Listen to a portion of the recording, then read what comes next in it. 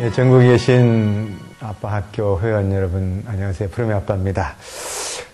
새해 들어서 날씨가 굉장히 추운데, 다들 건강히 계시는지요?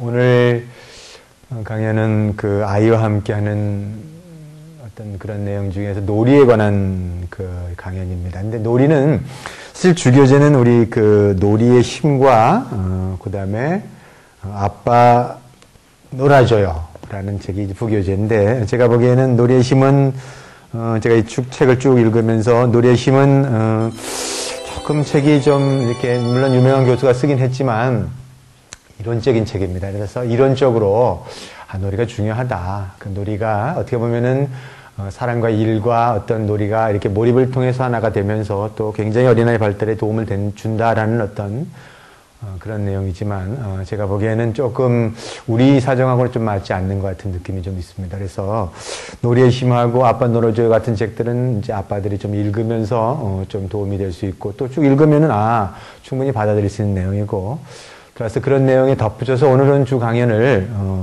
놀이의 힘에 그다음에 아빠 놀아줘요 책에 덧붙여서 이전에 절판돼서 제가 이 책을 추천하지는 않았습니다. 그런데 아무래도 이 책을 추천하고 또 이 책을 가지고 강연을 하는 게 옳을 것 같습니다. 이 책은요, 아이의 숨겨진 6가지 능력을 개발하기 위해 엄마가 꼭 알아야 할 것들. 절판됐습니다. 10년 전에 나온 책인데 참 좋아했던 책인데 안 나와서 제가 감춰두던 책인데 다만 이 아빠들을 위해서는 이 책을 꼭 얘기를 해줘야 될 것 같아서 원제는 베이비 마인드라는 책입니다. 베이비 마인드. 어린아이의 마음이 어떻게 흘러가는가. 놀이에 관한 책은 사실은 놀이에 관한 전부가 나와 있는 건 아니고요. 이렇게 어린아이들이 어떻게 어린아이들이 어떻게 성장해 가는지에 관한 어떤 그런 부분이 굉장히 자세히 나와 있고, 그 중에 대부분이 이렇게 놀이를 통해서, 재미를 통해서 어린아이들이 어떤 분야의 능력들을 갖게 되는가, 특히 문제 해결력이라든가 아니면 또 창의력, 또 아니면 뭐 언어 능력, 또 문자를 배우는 능력, 또 이렇게 수리력, 이런 다양한 분야에서의 능력이 어떻게 가는가에 관한 그런 책입니다. 그래서 오늘 이 책은요, 사실 저자는 린다 에어코돌러하고 수전 구딘이라는 사람입니다. 이 사람은 이 두 분들은요, 이 린다 에어코돌러는 캘리포니아 대학의 심리학과 교수고, 그 다음에 수전 구딘은 캘리포니아 주립대학의 심리학과하고 아동개발과 교수입니다. 근데 이분들은 사실은 베이비 마인드를 쓰기 이전에 이 베이비 마인드라는 책뿐만 아니라 이전에 베이비 사인이라는 책, 베이비 사인 책 보시는지 모르겠네요. 어린아이들 이렇게 몸짓을 통해서 자신의 의사를 전달할 수 있는, 어린아이가 말을 배우기 전에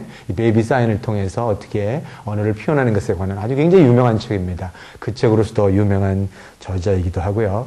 저는 이 책을 제가 이 놀이에 관한 부분이 대부분의 놀이에 대해서 아주 굉장히 자세히 나와 있고요. 그 다음에 이 놀이에 관한 부분들이 어떻게 어린아이들의 어떤 지능에 대한 개발을 시켜주고 어떻게 정서적인 안정을 주는지에 관한 부분들, 이런 부분들이 아주 구체적으로 나와 있습니다. 따라서 오늘은 이 내용을 중심으로 해서 어떻게 그 시기별로 아빠들이 어떻게 놀아줄 수 있는 것에 대한 것들을 좀 더 구체적이고 집에서 해볼 수 있는 어떤 그런 것을 좀 위주로 해서 오늘 강연을 조금 진행하려 합니다. 사실 이 놀이가 푸르미 교육법에서는 놀이를 굉장히 중요시합니다. 푸르미 교육법이 어떻게 하면 지성과 감성에 조화를 이룰 것인가에 관한 내용 중에서 저는 지성을 키워주기 위해서 언어와 책을 중요시했고, 그 다음에 감성을 키워주기 위해서는 사실 저는 놀이와 스킨십을 중요시했습니다. 그리고 지성과 감성이 조화를 이룰 수 있는 그 무대는 자연입니다. 사실은 자연도 놀이도 다 어떤 면에서, 그 다음에 푸르미 교육법의 가장 근본적인 정신은 배려 깊은 사랑인데요. 저는 이 놀이에 관한 부분들이 아이들의 정서를 길러줄 뿐만 아니라 이 정서는 또다시 그 어린아이들의 지성에 영향을 미치고 있기 때문에 놀이를, 특히 아빠들은 놀이에 도사입니다. 놀이에 대해서 굉장히 본능적으로 놀이를 할 줄 알고 또 놀이를 주는 것들을 잘 알고 있기 때문에 놀이에 관한 부분들은 엄마보다는 아빠가 좀 더 아이들한테 주는 것들이 좀 바람직하지 않나 이런 생각도 합니다. 사실 놀이는요, 그런 면에서, 어떤 놀이와 우리 재미에 관한 부분들은 먼저 무엇을 알아야 되냐면, 놀이의 이론적인 배경을 이해하기 위해서는 어린아이들이 이전에 강연했던 원더풀 아이의 힘을 가지고 태어난다는 것에 대한 이해가 있어야 됩니다. 원더풀 아이는 아이들이 갖고 있는 그 내면의 힘들, 아이들은 태어날 때 굉장히 위대한 힘을 갖고 태어납니다. 어린아이들은 굉장히 호기심이 많고 창의성도 많고 굉장히 독특하고 미래를 사는 거나 과거를 사는 것이 아니라 현재를 살아갑니다. 어린아이들은 생활 자체가 놀이가 되고 그 놀이 자체는 곧바로 이 어린아이에게 곧바로 배움을 주게 되는 학습으로 이어지게 되어 있더라는 거죠. 이 원더풀 아이는 굉장히 위대한 힘을 갖고 태어나고 우리는 교육을 이 원더풀 아이의 힘을 끌어내는 것을 교육이라고 예전에 얘기했습니다. 그런데 이 원더풀 아이가 발현되기 위해서는 뭐가 필요하냐면 이 발현하는 원리가 놀이와 재미라는 거죠. 따라서 어린아이들은요, 뭐 여러 가지 부모가 많이 가르치려 하지만 어린아이가 배울 수 있는 방법은 놀이를 통해서 놀이를 실컷 놀면서 그러면서 재미있어야만 어린아이들은 놀기는 열심히 놀았는데 사실은 그 노는 그 모든 과정이 다 배움이 되는 학습이 되는 그런 상황을 통해서 이 원더풀 아이의 힘은 발현되더라는 거죠.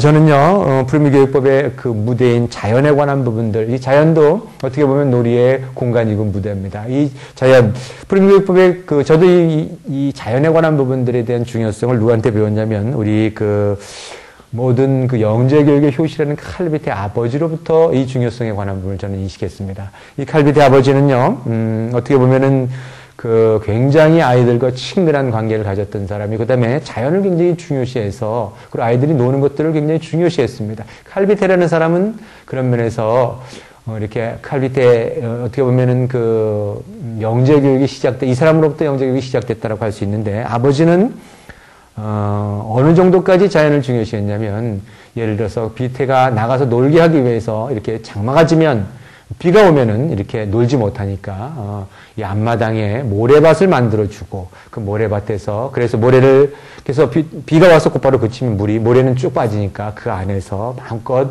모래도 만지고 놀이도 할 수 있는 어떤 그런 기회를 줬다라는 거죠. 저도 사실 푸르미를 데리고 나가서 많이 놀았습니다.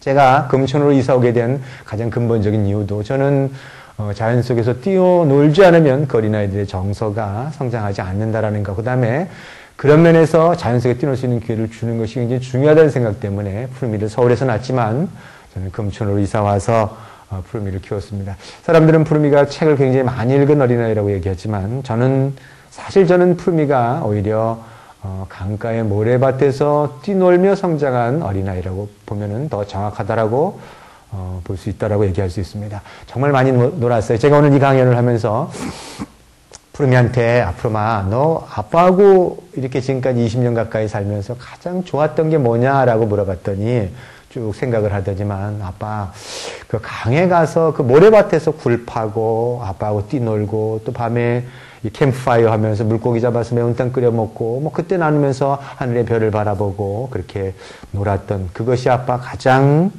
기억에 남아요라는 얘기를 합니다. 그래서 제가 이거 내가 자연을 줘야겠다는 것이 그 아이에게는 추억으로 남아있구나라는 어떤 그런 부분들이 제가 거기서 확신을 얻었습니다. 사실 그런 면에서 저는 푸르미하고 나가서 어린 시절에 놀기는 굉장히 열심히 놀았지만 그냥 논 것은 아닙니다. 항상 저는 아이하고 나가서 논다면 놀고 난 다음에 예를 들어서 제가 이렇게 자전거를 타고 가면서도 이렇게 대화 나누고 또 이렇게 아이하고 자전거 타면서 놀면서 길을 가다가 예를 들어서 불의 옥잠이 있다면 그 불의 옥잠에 관한 부분 제가 사실 그때 불의 옥잠인 걸 잘 몰랐습니다. 하지만 저는 가면서 이상한 꽃이 피어 있으면 저게 뭘까? 저게 무슨 꽃일까? 제가 궁금했습니다. 그래서 저는 내려가 자전거를 세워놓고 또 불의 옥잠을 따서 항상 뭘 했냐면은 집에 와서 이렇게 백과사전이라든가 도감을 펼쳐놓고 우리가 그때 봤던 것이 무엇인가? 놀 때도 놀면서도 그렇게 크게 놀았지만 또 놀면서 새롭게 발견한 것들을 또 다시 와서 책을 보면서 체험을 통해서 굉장히 많은 걸 받아들였지만 그러나 집에 와서는 또한 간접적인 체험을 통해서 확인하는 저는 그런 면에서 예를 들어 산에 올라가서 버섯을 딸 때도 항상 버섯을 가져와서 주머니에 와서 이렇게 확인하면서 그렇게 놀았던 기억이 있습니다. 따라서 그 과정에서 저와 푸르미는 버섯의 종류도 굉장히 많이 이렇게 알게 됐다라는 거죠. 자, 자연 속에서 아빠들이 제가 아빠의 역할 중에 중요한 역할이 자연 속에 나가서 놀게 해줘라. 다만 노는 과정 속에서 아빠가 그것을 놀이라 그랬을 때 아이한테 뭘 주기 위해서 뭔가를 가르치기 위해서 놀이를 해서는 안 됩니다. 사실은 놀이 자체는요 아빠가 좋아하는 놀이부터 시작하는 겁니다. 그리고 아빠가 그 놀이를 좋아할 때만 흥이 납니다. 뭔가를 가리키는 마음 없이 아이와 순수하게 교감하고 그 순수한 시간 동안에 이렇게 행복했던 어떤 그런 시간들을 갖는 것이 그 아이에게는 또한 그 기쁨이 되고 또 추억이 됩니다. 아이들은요, 아빠가 열심히 일하고 또 회사에 나와서 뭐 돈 벌기 위해서 열심히 일하고 그 아이들을 위해서 그렇게 하지만 그러나 아이들은 기억하는 것은 아빠가 그렇게 돈 벌기 위해서 열심히 일했다는 것은 기억하지는 않습니다. 아이들은 뭐만을 기억하냐면 아빠와 함께 놀았던 그 시간만들을 기억하고 따라서 그 시간들은 그 아이에게도 행복한 추억이지만 아빠에게도 그 시간만큼 행복한 추억은 없다라는 거죠. 제가 오늘 이렇게 교육에 깊게 오게 되는 어떻게 보면은 20년 가까이의 이런 시간 동안 교육을 하게 된 가장 근본적인 이유도 저는 아이와 놀면서 느꼈던 그 행복의 시간들, 아주 그 뭐라 그럴까요? 아이와 함께 했던 그 교감의 시간들, 너무너무도 순수했던 그 행복의 시간들, 그 시간이 너무 행복했기 때문에 그 행복한 것의 연장선으로서 그 행복을 어떻게 하면 더 이렇게 그 시간에 관한 부분을 더 많이 가질 수 있을까 이렇게 생각하다 보니까 오늘날 공부를 하게 되고 또 이렇게 점점 깊이 들어온 거지 제가 이 노래를 통해서 얘한테 뭘 가르치겠다라는 어떤 그런 마음들은 사실 애초에 몰랐습니다. 뭐 그런 마음이 있었던 것도 아니고요. 그래서 좋아서 하다 보니까 쫓아오게 됐다, 그렇게 오게 됐다는 거죠. 저는 제가 기억나는 게 그렇게 놀이를 통해서 아이들이 변화되는 것을 제가 만약 관찰하지 못했다면 그 아이가 그 매일매일 순간에 성장하는 것을 제가 눈으로 지켜보지 못했다면 저는 그렇게 그렇게 행복하지는 않았을 겁니다. 그런데 아이가 제가 무슨 놀이를 했다, 뭐하고 같이 대화를 나눴다, 뭔가 책을 하나 읽어줬다 그러면 그 얼마 지나고 나면 아이가 그걸 벌써 흡수해서 그걸 응용하는 것을 그런 모습을 보이더라는 거예요. 그러니 제가 어떻습니까? 이게 아빠로서 뭔가 좀 뿌듯하게 해주는 느낌도 있고 매일매일 순간의 변화들이 그것이 너무너무 관찰하는 게 행복했기 때문에 교육에 깊이 들어올 수 있는 기회가 됐다라는 거죠. 제가 기억나는 게 어떤 푸르미를 키울 때 저는 제가 푸르미를 하고 노는 것들을 맨 처음에 저는 제 몸이 무슨 놀이를 무슨 장난감을 주고 뭘 해서 주는 어떤 그런 것도 놀이라고 생각하지만 사실은 아이들이 가장 좋아하는 놀이는 놀잇감은 아빠 몸입니다. 저는 푸르미하고 몸을 비비면서 노는 것들이 너무너무 행복했습니다. 그래서 제가 이렇게 이왕 스킨십이 중요하다 그런 거고 그 다음에 내 사랑을 전할 수 있는 가장 확실한 방법이 몸을 통해서 전달한다는 것에 대한 그 지식은 있었기 때문에 이왕 노는 거라면 저는 제가 푸르미하고 놀 때 우통을 벗고 놀아줬습니다. 그래서 몸을 직접 비비는, 겨울에도 이렇게 함께 하면서 몸을 비비고, 그 다음에 아빠의 몸과 피부가 맞닿는 것은 어린아이에게서는 굉장히 행복한 느낌을 주게 되고요. 그 다음에 저는요, 이렇게 몸을 가지고 놀아준 아주 어릴 때서부터 뽀뽀를 할 때도 그냥 이렇게 이렇게 그냥, 예쁘다라고 쭉 뽀뽀하는 것이 아니라 배에서부터 시작해서 딱따구리 뽀뽀들, 제가 많이 했던 뽀뽀, 촉촉촉촉촉촉 이렇게 가면서, 이게 사실 놀이입니다. 근데 이게 이렇게 하는 것이요. 이게 놀이하면서 같이 행복하고 스킨십 하는 것도 중요하지만 제가 보기엔 이것도요. 박자를 놓치면 예를 들어서 뽀뽀를 할 때도 촉촉촉촉촉촉 이렇게 되게 어린아이들이 기억할 수 있는 건 하나에서도 세 가지밖에 기억을 못합니다. 탁월한 술력. 그래서 촉촉촉촉촉촉촉 이 리듬을 주고 촉촉촉촉 이렇게 들어가면 그런 노는 과정 속에서 수리적인 어떤 능력을 길러줄 수도 있다라는 거죠. 결국 뭐냐면 놀았지만 놀이의 가장 어떤 면에서는 이렇게 이상적인 놀이는 아이와 함께 순수하게 놀았는데 그 놀이가 결국은 전체 그 놀이의 그 순간들이 그 아이의 성장을 도모하고 그것이 배움이 되는 어떤 그런 상황을 만드는 것이 그런 지혜가 필요하더라는 거죠. 저는요, 푸르미하고 놀다 보니까 제가 너무너무 재밌어가지고요, 놀고 싶었습니다. 저는 일을 하면서도요, 이게 집에 가서 아이하고 뭘 놀까, 이게 아주, 이거 생각하니까, 오늘은 뭐하고 놀까. 그래서 제가 밤 12시에 들어왔던 사람입니다. 그런데 12시에 들어올 때, 그 정도는 몰랐습니다. 노는 것도 몰랐고, 노는 것도 배워야만 그것도 아는 거지. 처음부터 아는 사람이 어디 있겠어요. 그런데 항상 생각하고 또 뭐하고 놀까를 연구하다 보니까, 이게 제가 회사에서 나와서 집으로 갈 때, 이게 오줌이 마려우면, 소변이 마려우면, 제가 이 소변을 놓고 집으로 들어갈까 아니면 그냥 집으로 갈까 이게 좀 갈등할 정도였습니다.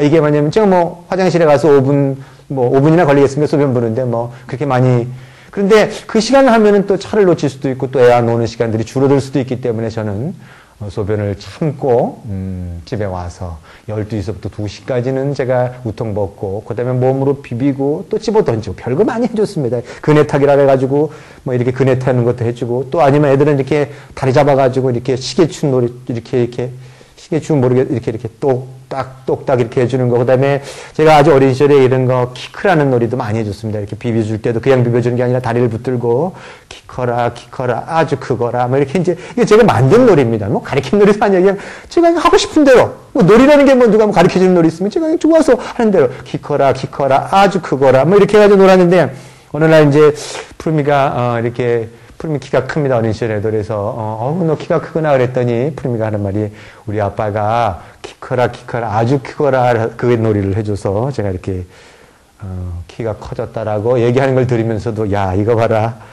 이거 아빠가 그렇게 좋아서 해줬는데 이놈이 또 그렇게 아빠에 관한 것들을 이렇게 받아들이고 또 아빠를 남한테 자랑도 하는구나라는 어떤 그런 걸 보면서 좀 흐뭇한 기억이 있습니다.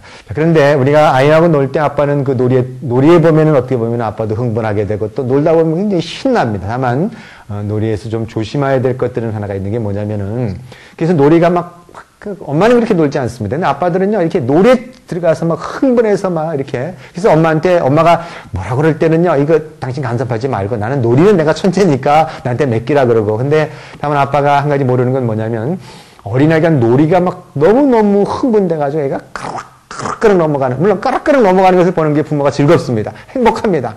그런데 이게 흥분이 지나쳐버리면은 어린아이가 그 놀다가 잠을 못 자버립니다. 자극이 너무 과도해도 이렇게 그 어린아이에게는 이렇게 흥분을 제어하지 못하는 어떤 그런 상황이 되기 때문에 이 경우에는 아빠가 그 느낌상으로서 오늘 얘가 이렇게 조금만 더 놀다가는 이 자극이 너무 과도하게 넘어가서 잠도 못 자고 흥분이 계속 될 거라고 생각이 되면 놀이에 관한 이 저는 이걸 캄다운이라 그러는데 좀 놀이를 이렇게 이제 어느 정도 놀다가 줄여가면서 좀 더 평안한 상태에 관한 부분들을 유지해주는 게 굉장히 중요합니다. 이렇게 그렇지 않고 놀이에 관한 한계를 넘어간 어린아이들은 나중에 절제를 배우기는 어렵다라는 거죠. 자, 그런데 푸르미닷컴에서 아빠들이나 엄마들이 이렇게 푸르미닷컴의 책을 굉장히 많이 읽는 어떤 그런 집단입니다. 그런데 그래서 책에 대한 몰입에 관한 부분은 굉장히 많은, 어떻게 보면은 이렇게 그 글들이 올라왔기 때문에 그 개념은 굉장히 익숙한데요. 엄마들은 아이가 놀면서 몰입한다라는 것에 관한 부분에 대한 개념은 없습니다. 물론 푸르미닷컴에서 배려를 하려니까 놀다 보니까 배려를 하려니까 배려를 합니다. 근데 아이가 낮에 시커니 열심히 놀면은 엄마는 나도 모르게 좀 조건이 걸리기 시작합니다. 그래 좀 밤에는 좀 어두워지니까 남들도 다 밤만 되면은 책을 읽는다는데 좀 책을 봤으면 좋겠다라고. 그런데 아이놈이 12시까지 또 계속 놉니다. 재밌어서 뭐 상상놀이도 하고. 그러면 또 엄마 입장에서는 그래 배려를 하라 그랬으니까 12시까지는 봐주고. 그지만 마음속에는 어떻습니까? 이렇게 슬슬 올라오기 시작하죠. 그 다음에 이놈이 12시를 넘어서 한 2시까지 올라오면은 그렇게도 놀고 있으면 그때는 어떻습니까? 12시까지 잘 참았다가 그 다음에 12시가 되면 2시까지 되면 그때는 확 올라옵니다. 이거는 그동안 참았던 게 도람이 타불이 되어버립니다. 따라서 우리가 가져야 될 개념은 사실은 책을 읽으면 뭔가 아이가 좀 더 성장한다라는 어떤 그런 것 때문에 흐뭇하기도 하고, 그리고 또 책을 안 읽으면 불안해지고, 또 이 아이가 이렇게 놀다가 나중에 책을 안 볼까에 대한 염려도 있는데, 사실은 그렇지 않습니다. 아이가 노는 만큼, 놀이의 깊이만큼, 그건 빠져봤던, 몰입했던 어린아이니까 그 어린아이는 다시 책을 읽었을 때 또 그만큼 깊이 가더라는 거죠. 결국 어린아이가 나중에 성장해서 놀지 못하는 사람들은 그 어린아이들은요, 나중에 어느 분야도 깊이 가지 못합니다. 놀기에 깊이 놀아봤던 어린아이만이 또 책도 깊게 노는 거고요. 사실 이 아이들을 키우다 보면은요, 책 많이 읽었던 어린아이들은요, 놀러 나가자 그러면 안 나갑니다.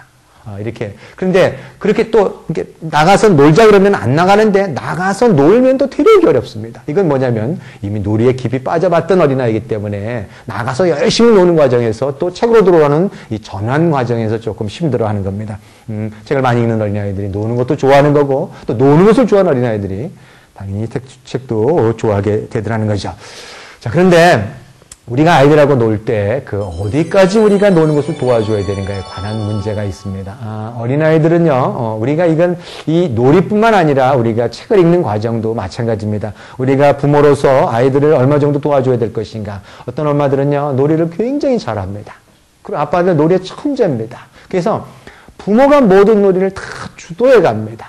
그러면 이렇게 해서 어린아이는 관찰하고 그 다음에 놀이를 부모가 다 만들어냅니다. 그러면 어린아이들은요, 나중에 어떤 상황이 되냐면 수동적인 상황이 돼버립니다. 왜냐하면 부모가 다 재밌게 놀아주니까 부모가 놀이를 만들면은요, 이렇게 보다가, 그건 옛날에 놀았던 거야. 그리고 이렇게 신경질 내버리고, 이 놀이는 이거 아니야. 신경질 내버립니다. 나중에는요, 아무리 부모가 천재지만 놀이를 다 만들어내지는 못합니다. 이것은 부모가 놀이에 관한 부분도 앞서갔다는 겁니다. 그런데 어떤 부모들은 애초에 어린 시절에 놀아본 경험이 없기 때문에 노는 것을 가장 큰 고역으로 생각합니다. 그냥 읽어주는 건 그냥 쉬울 수도 있지만, 그러나 아이하고 놀 때 뭘 어떻게 놀아야 되는가? 아이가 지금 어떤 마음인지를 읽어내려가기도 어렵고, 그래서 놀이에 관한 분야를 전혀 참여하지 않고, 그냥 아이가 먼저 하도록 그냥 놔두게 되는, 이 경우에 어린아이들은 놀이에 관한 것들을 배우지 못하게 되는 거죠. 따라서 부모가 어디까지 놀이에 대한 어떤 개입을 할 것인가에 관한 부분은 근접발달기라는 개념을 이해하셔야 됩니다. 근접발달기라는 것은요, 영어로는 JPD입니다. 이거 JPD, 근접발달기라고, 이걸 제가 가만히 읽으니까 조PD라고, 조PD, 조PD. 근접발달기라는 건 사실은 어떤 거냐면요, 이 러시아의 이렇게 유명한 학자인 비고스키가 얘기한 근접발달기. 이 개념 굉장히 중요한 개념입니다. 아이는 지식을 갖춘 성인의 도움을 받으면서 편안한 상태에서 학습에 임할 때 성취도가 가장 높다는 겁니다. 이건 무슨 얘기냐면 부모가 적당히 개입하고 적당히 끌어줘야 될 때가 있고 부모가 뒤로 물러나야 될 때가 있다는 거죠. 예를 들어서 어린아이에게 퍼즐 놀이를 시킬 때 맨 처음에 어린아이가 퍼즐에 대해서 뭔지도 모르는데 야 네가 알아서 해봐. 퍼즐 사다 주고 그거의 모든 것을 부모의 역할을 다 끝냈다라고 했을 때는 그 어린아이는 그게 뭔지 모르니까 어떻게 해볼지도 모르고 그냥 지금 장난감으로서 그냥 저 벽에다 놔두겠죠. 그런데 부모가 퍼즐을 먼저 맞출 때는 퍼즐이 어떤 거라는 것을 요렇게 요 퍼즐은 여기다 맞추는 거야. 이렇게 하나하나를 가르쳐 줘야 됩니다. 그러면 어린아이들은 하나하나 맞추게 되고 익숙하게 되고 익숙해지게 되면 어린아이는 재미있으면요. 그다음부터는 엄마가 또 아빠가 이 퍼즐에 관한 부분을 이렇게 하라 저렇게 하라 지시하는 게 아니라 말로서 얘가 한참 헤매다가 이거 어디서 어디다 넣어야 되는가 모르게 되면 그거 저 옆에다 넣는 게 어떨까라고 조금 더 뒤로 빠져서 아이가 할 수 있는 능력이 뛰어나면 증가하면 증가할수록 부모는 뒤로 좀 빠져서 나중에 혼자서 놀 때는요. 그때는 부모가 그 놀이에 끼지 말고 뒤에서 이렇게 지켜봐 주는 어떤 그런 들어갈 때와 나갈 때를 구별해야 되는 어떤 그런 것들을 아주 부모가 첨세게 읽어가면서 하셔야 된다라는 거죠.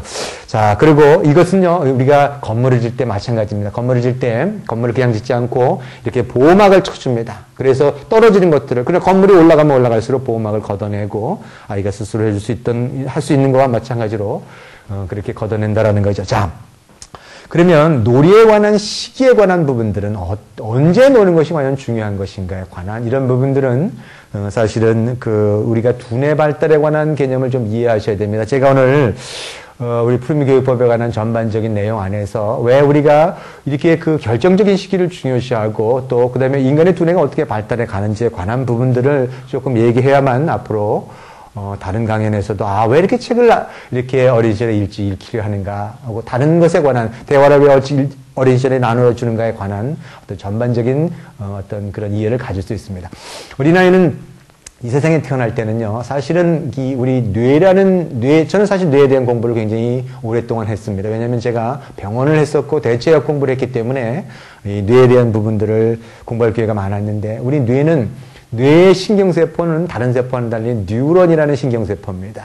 뉴런이라는 것은요, 이렇게 뉴런 안에 핵이 있고, 그 다음에 이렇게 연적으로 가지를 칩니다. 이 가지를 쳐서, 가지가 서로 이렇게 맞닿는 어떤 그런 상황. 이게 닿지는 않습니다. 이렇게 달랑말랑한 어떤 이런 상태를 유지하게 되는데, 이 뉴런이라는 신경세포가 이렇게 가지를 치는 이 달랑말랑한 것을 연접이라 그럽니다. 어린아이는 태어날 때, 이 뉴런에 관한 세포가, 사실은 어른보다 많습니다. 대개 우리가 이 뉴런의 신경세포가 한 1000억 개 정도 된다 그러는데 어른들은 뉴런이 점점 사라지게 되어 있습니다. 이것은 왜 어린아이가 뉴런이 더 많을 수밖에 없냐면 이건 자연이 준 어떻게 보면 지혜입니다. 자연이 어떤 환경을 어떤 자극을 그에게 줄지 모르기 때문에 그 자극을 받아들일 수 있는 준비를 굉장히 많이 하라는 어떤 그런 어떻게 보면 발달상에서 그런 혜택 중에 하나라고 할 수 있는 거죠. 자, 그런데 어른들이 아이들보다는 굉장히 많은 지식을 가지고 있고 또 어떤 일을 처리할 때 굉장히 능력이 뛰어나다는 것은 뉴런이 많아서 뛰어난 것이 아니라 뉴런과 뉴런에 관한 연접이 더 어떻게 보면은 더 연접에 관한 연접이 더 훨씬 더 다양하고 강화됐기 때문에 어른들이 더 많은 지식을 가지고 있다는 거죠. 지식이 많으면 많을수록 연접에 관한 부위, 이 연결에 관한 부분들이 굉장히 이렇게 튼튼하게 연결되어 있고 이것이 관한 부분들이 아주 다양하다고 볼 수 있습니다. 자극이 많으면 많을수록 그런 면에서 연접이 발달해 가는 거죠. 자, 그런데 이 연접이라는 것은 연접이 어떻게 발달해 가냐면 뭔가에 자극이 주어지면 그 자극을 두뇌는 그 자극을 막고 있는 자극을 발달시키는 두뇌의 부위가 있습니다. 예를 들어서 우리가 좌뇌, 우뇌 나눌 때 좌뇌 분야에서 뭐 언어와 수리적인 기능을 하고 그다음에 우뇌에서 이미지를 받아들이는 어떤 두뇌는 어떤 특정한 부분의 역할을 맡는 어떤 이걸 그 기능의 국제화라 그러는데요. 그 두뇌는 어떤 부분의 특정한 역할을 맡는 부분에 그런 뉴런들이 있습니다. 그 뉴런에 관한 부분 그런 예를 들어서 청각에 관한 부분을 맡고 있다면 청각에 관한 소리를 딱 들었다면 그 청각에 관한 뉴런에 관한 연접이 빠지직 하면서 발달해 가고 그 주어진 부분이 이렇게 점점 연접이 더 강화됩니다. 그런데 그 자극이 주어지지 않으면 그 맞는 부분에 있는 뉴런 그 연접은 발달하지 않고 두뇌는 알아서 가지를 쳐버리고 쇠퇴하게 됩니다. 자, 이거 무슨 얘기냐면요.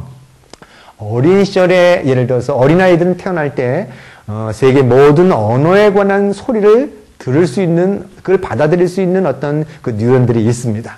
자, 그런데 우리가 영어에 관한 발음 중에서 발음할 수 없는 무슨 뭐 번데기 발음, 뭐 이런 발음들, 아니면 그 다음에 이렇게 뭐 이런 우리 없는 발음들. 그러니까 듣지 못했던 발음들을 우리가 어린 시절에 미국에 살면서 그 발음을 들었다면 어린아이는 그 발음을 곧바로 흉내냅니다. 근데 우리 언어 환경에서 그런 음가가 없는 것을 듣지 못했다면 그것을 담당했던 부위에 대한 그 뉴런에 관한 부분은 쇠퇴하게 되고 또 연접은 발달하지 않기 때문에 우리는 시간이 지나고 나면 그런 것들을 발음하기가 굉장히 어려워지더라는 거죠. 이걸 우리는 뭐라고 부르냐면 이렇게 두뇌의 연접이 발달해가는 그 연접이 가지를 치고 또 튼튼해지는 어떤 그런 시기, 이런 시기들이 우리는 이런 것들을 우리 뭐라고 얘기하냐면요, 결정적 시기라고 부릅니다. 무슨 얘기냐면 두뇌가 발달하는 시기 중에서 특정한 부분의 발달이 이루어지는 시기가 있더라는 거죠. 이것은 기회의 창문이 열리기도 하고 닫히기도 한다는 겁니다. 우리가 어린 시절에 이런 부분들에 자극을 주고 다양한 활동을 주고 또 다양한 어떤 그런 놀이를 하게 되고 이렇게 아니면 책을 읽어주는 어떤 그런 활동들은 어린아이가 어떤 시기에 특정한 것들을 받아들여야 될 시기에 거기에 충분한 자극을 줌으로써 그런 발달을 이루게 하자는 겁니다. 예를 들어서 우리가 결정적 시기 또는 민감기라고 부르는 건데 민감기는 조금 더 이렇게 받아들일 수 있는 영역이 좀 넓은 것을 민감기라고 결정적 시기라는 것은 그 시기가 아니면 받아들일 수 없는 것들이 있더라는 거죠. 예를 들어서 시각에 관한, 눈에 관한 시각에 관한 그 결정적 시기, 발달의 결정적 시기는 생후 6개월까지입니다. 어린아이가 태어날 때는 먼저 촉각과 그 다음에 어떻게 보면은 귀에 관한 청각은 발달되어 있습니다. 엄마 뱃속에 있을 때부터 어린아이는 엄마 말을 알아들을 수는 있습니다. 그런데 눈은 보지 못해. 깜깜한 데 있으니까 보지 못하죠. 이것은 태어나서 빛이 들어오게 됨으로써 이 시각에 대한 자극이 주어짐으로써 그에 대한 뉴런들이 연접을 하게 되는데 이것은 생후 6개월까지가 결정적 시기입니다. 만일 눈에 뭐가 났다 아니면 부모가 지식이 없어서 그 어린아이에게 눈을 6개월 동안 안대를 씌워버리고 영원히 볼 수 있는 기회를 주지 못한다면 6개월만 볼 수 있는 기회를 주지 못한다면 그 어린아이는 영원히 시각 경로를 발달시키지 못함으로써 볼 수 없는 아이가 됩니다. 이거는 그런 면에서 굉장히 무서운 얘기 중에 하나입니다. 이게 아주 결정적 시기들이 아주 좁은 범위도 있고 기회 창문이 조금 열렸다가 닫히는 시기도 있고 아니면 이렇게 태어나서부터 10살, 12살까지도 그 기회가 열려있는, 특히 예를 들어서 음악에 관한 결정적 시기들, 음악을 받아들이는 시기는 대개 한 10살, 12살까지 넓습니다. 그런데 언어를 받아들이는 시기 같은 것들은, 언어에 관한 결정적 시기는 대개 생후 한 36개월 전후를 해서 이 결정적 시기가 결정됩니다. 이것은 어린 시절에 영어에 관한 발음들, 영어에 관한 것을 들어볼 수 있는 기회가 없으면 36개월을 지나고 나면 그 어린아이가 36개월 후에 외국에 갔을 때 물론 영어를 배울 수 있지만 그 모국어처럼 배우는 그 어떤 특정한 발음, 특정한 어떤 그런 부분에 관한 것들은 배우기가 이렇게 쉽지는 않다는 것을 의미하더라는 거죠. 제가 보기에는요, 노리에 대한 결정적 시기는 생후 한 72개월 이전이 아마 놀이에 관한 부분에서의 어떤 결정적 시기가 아닌가. 그래서 저는 그런 생각을 합니다. 놀이에 관한 결정적 시기를 누가 뭐 특별하게 이 시기다라고 얘기한 적은 없지만 제가 보기에는 대부분이 놀이에 관한 아주 중요한 시기는 되게 36개월 전에 그때 부모와 특히 아빠와 엄마가 같이 놀았던 그 놀이가 좀 더 연장해서는 72개월 정도까지 연장되고 그 이후에 만일 아이들하고 놀라 할 때 아빠가 이제 놀이가 굉장히 중요해가지고 아이와 놀라고 그 교육에 들어온다 치더라도 그렇게 아이와 교감을 나누고 놀이에 그렇게 흥미를 느끼고 몰입의 상태에 빠지고 이렇게 황홀한 느낌을 가질 수 있을 만큼의 가기는 그렇게 쉽지 않더라는 거죠. 따라서 오늘 놀이에 관한 부분들은 대개가 그 36개월 이전에 어떻게 놀아주는 것에 관한 부분들로서 좀 중점을 두고 그거의 연장선상에서 이렇게 초등학교 들어가서는 뭐 단체적인 놀이 또 아빠가 안 놀아줘도 다양하게 놀 수 있는 그리고 36개월 특히 72개월 이전에 부모가 이미 놀아줬다면 이미 그 어린아이는 놀이에 달인이 돼 있기 때문에 그 다음서부터는 부모가 빠져도 스스로 놀이를 만들어내고 놀 수 있는 어떤 그런 상태가 되기 때문에 대부분 오늘 교육에 대한 이런 강연에 대한 대부분의 내용들은 72개월 이전의 내용을 중점으로 해서 얘기하려 합니다. 자, 마지막으로요. 그러면 놀이는 어떤 능력을 길러줄 것인가에 관한 이 책에서는 놀이를 뭐에 대한 부분으로 나눠서 얘기하고 있냐면 문제 해결 능력, 그 다음에 기억력, 언어 능력, 읽기 능력, 수리력, 창의력 이런 것에 관한 부분에 중점적으로 이미 이 베이비 마인드라는 이 책 자체는 이 놀이에 관한 부분을 통해서 과학적으로 실험해서 증명된 것만 얘기한 겁니다. 이런 능력을 길러주는 것에 관한 부분들은 아주 과학적으로 굉장히 자세히 설명되어 있기 때문에 오늘 어떤 놀이를 통해서 어떤 능력이 그런 능력들이 어떻게 길러지는 것에 관한 제가 그 강연을 할 거고요. 그 외에 뭐 이런 것을 통해 놀이를 통해서 친밀감도 기를 수 있는 거고 또 사회적인 어떤 그 규칙에 대한 습득 사실 놀이 자체가 이미 규칙이 있기 때문에 노는 과정 속에서 규칙을 습득하게 되는 거고 또 놀이를 통해서 경쟁도 배우는 거고 또 경쟁뿐만 아니라 협동도 배우고 그런 다양한 능력들을 길러줄 수 있습니다. 그런데 오늘 제 강연은 그런 것보다는 이 책에서 나온 중점적인 이 다섯 가지인가요? 하나, 둘, 셋, 넷, 다섯, 여섯 가지만 해도 제가 보기엔 강연 내용이 굉장히 많습니다. 따라서 이 6가지 중에서도 중요한 부분에 관한 놀이를 중점으로 강연을 하려 합니다. 예, 첫 번째, 문제 해결 능력에 대해서, 사실은 우리가 산다라는 것은, 샀다는 고해라 그랬습니다, 고해. 어떻게 보면 산다는 것 자체가 문제를 해결하면서 살아가는 그 과정인데, 사실 어린아이들은 태어날 때서부터 문제를 해결하고자 하는 욕구를 갖고 태어납니다. 이게 어린아이가 문제를 해결하면서 아이들은 세상에 속한, 자신이 속한 세상을요, 이렇게 자기 마음대로 이게 통제한다는 느낌을 갖게 되고, 또 문제를 해결하는 그 과정 속에서 그 어린아이의 그 자아는 계속 이렇게 성장하게 되고, 또 자신이 굉장히 유능하다는 어떤 느낌을 갖게 되면서 행복감을 느끼게 되는데요. 문제 해결 능력은 크게 이제 3가지, 조건놀이와 흉내내기 놀이, 그 다음에 알아맞추기, 미래에 대한 예측에 관한 어떤 이 3가지 파트에 의해서 이 문제 해결 능력이 길러지는데요. 우리가 이제 조건놀이라 그러면 사실은 어려운 것 같지만 우리가 지금 하는 놀이들이요. 우리가 다 했던 어린 시절에 우리가 사실은 하면서 자라왔던 놀이인데 근데 그거를 그냥 뭐 그렇게 이름을 붙이니까 어려운 겁니다. 조건놀이는 뭐냐면 내가 이렇게 하면 이런 결과가 나온다라는 어떤 그런 겁니다. 그래서 어떤 조건이 주어지면 그 결과가 어떻게 달라진다라고 하는 것이 조건놀이고, 그다음에 흉내내기는 뭐 우리가 흉내내기 놀이 굉장히 많이 하죠. 어린아이들은 흉내를 내면서 문제를 해결해 갑니다. 그리고 알아맞히기 놀이는 알아맞히기 우리 굉장히 많이 하죠. 이렇게 뒤에 손에다 놓고 어느 걸 맞히냐, 어느 속에 있냐, 이렇게, 그죠? 미래에 대한 예측에 대한 능력들을. 이런 것들이 문제 해결 능력을 길러주는데요. 저는 이 문제의 해결 능력을 길러주기 이전에 놀이에 관한 부분들이 항상 놀이가 어린아이들 제가 그 얘기를 했습니다. 놀이가 어린아이들이 참여할 수 있는 어느 기회를 줘야지 이렇게 소극적인 어떤 관찰자로서 놀이를 주지 말고요. 적극적인 참여자로서 어린아이를 놀이에 끌어들이라는 겁니다. 이건 무슨 얘기냐면요. 예를 들어서 어린아이가 태어났는데 이렇게 다양한 색을 보라고 모비를 달아줍니다. 모비를. 달아주면 빨리 노초포 달아주고 이렇게 흔들어줍니다. 그럼 어린아이 흔들어줘도요, 그것도 이렇게 좋아합니다. 그리고 그 색깔도 가리키고 여러 가지 가르칠 수 있지만 그것은 어린아이가 그러나 그 관찰자지 적극적인 참여자가 아닙니다. 만일 아빠가 좀 더 적극적인 참여자라고 어린아이를 놀이로 만든다면 그래서 모빌에다가 끈을 묶어서 다리에다 묶어주면 그 어린아이는 자기가 다리를 이렇게 흔들면 모빌이 움직인다는 걸 압니다. 이것이 조건놀이입니다. 다리를 움직였을 때 결과적으로 모빌이 흔들린다라는 거. 다만 여기서 조심하셔야 될 것은 모빌 끈을 다리에 묶어야지 이게 잘못하면 목에다 묶이면 큰일 납니다. 이게 애들한테 조건놀이 가리킨다려다가 아이를 위험에 빠뜨릴 수 있으니까 이거는 굉장히 조심하셔야 됩니다. 자, 그러면 이 조건놀이는 굉장히 우리가 많습니다. 어떤 놀이가 있냐면요. 예를 들어서 태어나서 모빌을 달아주는 것도 조건놀이지만 어린아이가 6개월 정도 지나고 나면 좋아하는 놀이가 어떤 놀이냐면 까꿍놀이입니다. 우리 까꿍이라는 놀이 자체가 이 까꿍이라는 것이 참 우리 까꿍놀이 많이 하시죠. 이렇게 얼굴 가지고도 까꿍 이거 어린아이들요 이렇게 가려졌다가 이렇게 보여주는 이 놀이. 이거는요 뭘 길러줄 수 있는 거냐면 유머 감각을 길러줄 수 있는 놀이입니다. 우리가 유머 감각 그러면 뜻밖의 놀라움입니다. 그리고 뜻밖의 놀라움이라는 것은 생각지도 않았는데 다른 각도에서 뭔가 쳐들어왔을 때 그때 보고 놀라는 까꿍도 이렇게 사라졌다가 나타나는.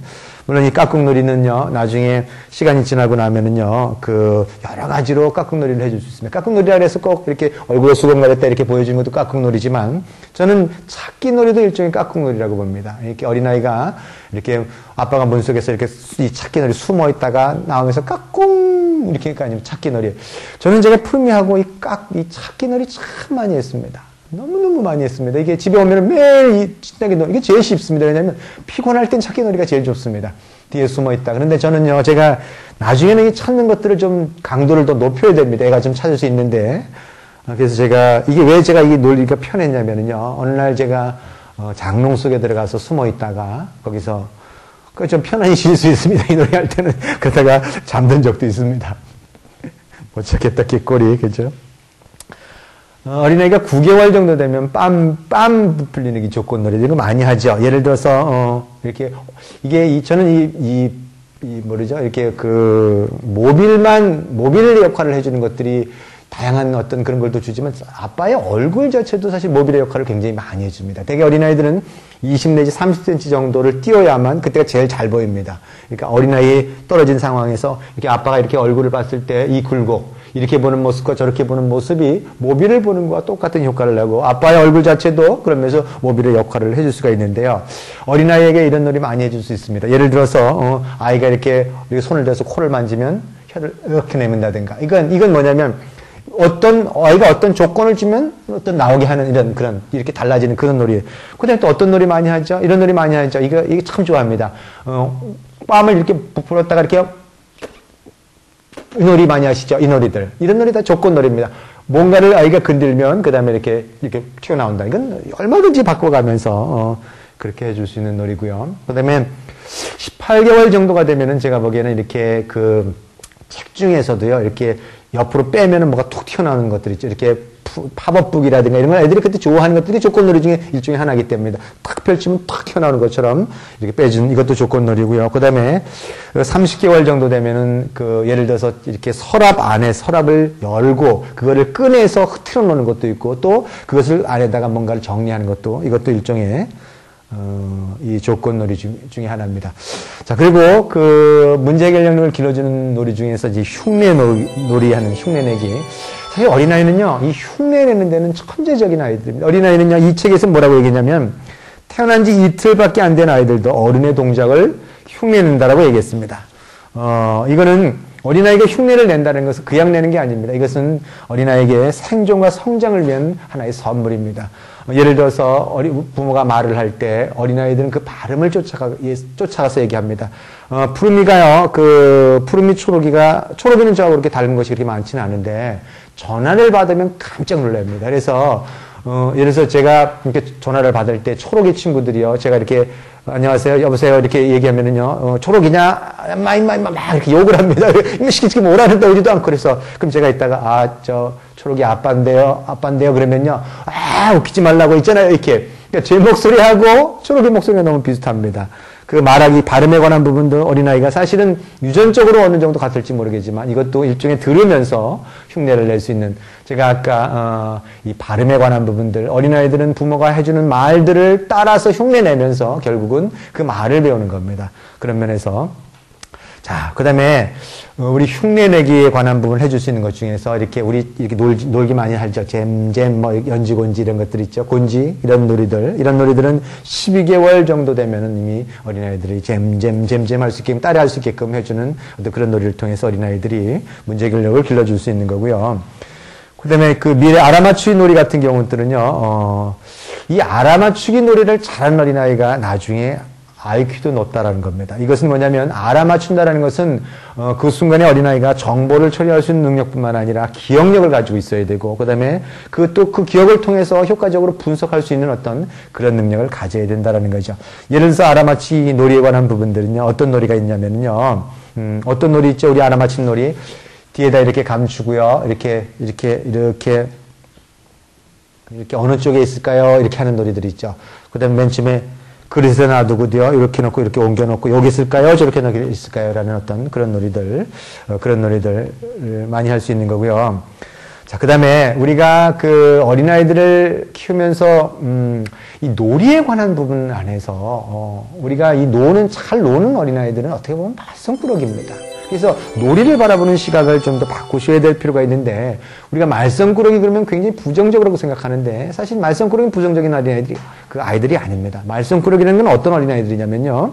세상을 알기 위해서 자기만의 방식으로 열심히 실험하고 정보를 수집하고 결과를 분석하는 아이들이 말썽꾸러기입니다. 그러니까 말썽꾸러기면 꾸러기일수록 그 어린아이들은 그걸 통해서 더 많은 것을 배울 수 있다라는 거죠.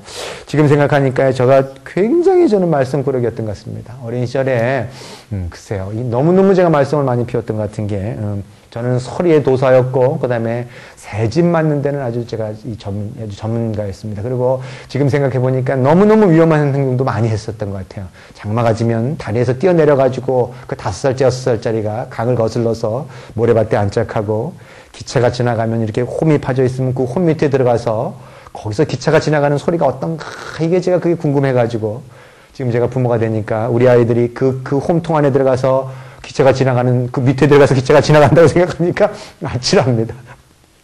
하루는 이렇게 굴 안에 들어갔는데 애들이 거기서 집단을 가지고 불을 피웠습니다. 우리는 이게 촛불을 킬 때는 괜찮았는데 이게 집단에 불을 피니까 그 연기 때문에 아주 죽는 줄 알았습니다. 그래서 다시는 그 안에서 불을 피우지 않는다는 걸 알았다는 거죠. 자, 이건 무슨 얘기냐면 말썽꾸러기지만 그 어린아이들이 생명과 안전에 관계되지 않는다면 그 어린아이들이 해볼 수 있는 기회를 줌으로써 그 기회를 통해서 그 어린아이가 세상을 배울 수 있는 기회를 주어라는 거죠. 이거는 우리 부모가 그 놀이를 바라보고 아이를 바라보는 시각을 좀 바꿀 필요가 있다는 거죠. 제가 강연 중에 그런 얘기 많이 합니다. 아이들이 어떤 시점이 되면 휴지를 뽑습니다. 휴지를 끊임없이 뽑습니다. 왜 휴지를 뽑을까요? 만약 휴지를 뽑는 게 이 아이가 부모를 골리기 위해서 휴지를 뽑는다라고 해석하면 그때는 아이를 야단치게 됩니다.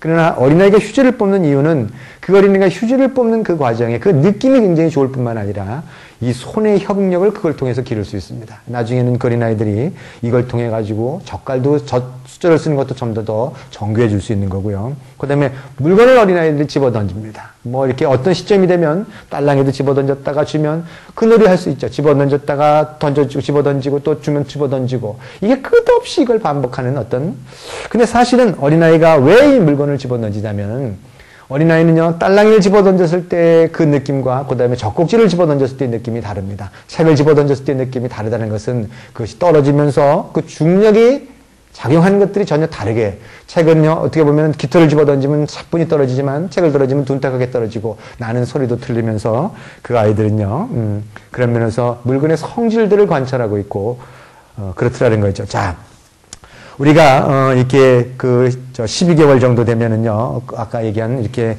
알아맞추기 놀이를 할 수 있으면 뒤에 감췄던 걸 동전에 어디 있는가 알아맞출 수 있고 그다음에 이럴 때는요 규칙을 주는 게 중요합니다. 한 번은 왼쪽에다 나오게 하고 한 쪽은 오른쪽에 나오게 하고 왼쪽 오른쪽. 그래서 어린아이가 그 알아맞히면 굉장히 흥미를 주게 하면서 시간이 지나면 그 규칙을 왼쪽 2번, 오른쪽 2번 이렇게 그 규칙은 아빠가 얼마든지 바꿀 수 있습니다. 따라서 그걸 통해서 이렇게 흥미를 더 줄 수 있는 거고 24개월 정도 되면 어린아이들 그거 많이 배우죠. 24개월까지 안 가도 괜찮습니다. 짝짝꿍도 배우고 그 다음에 따라서 하기.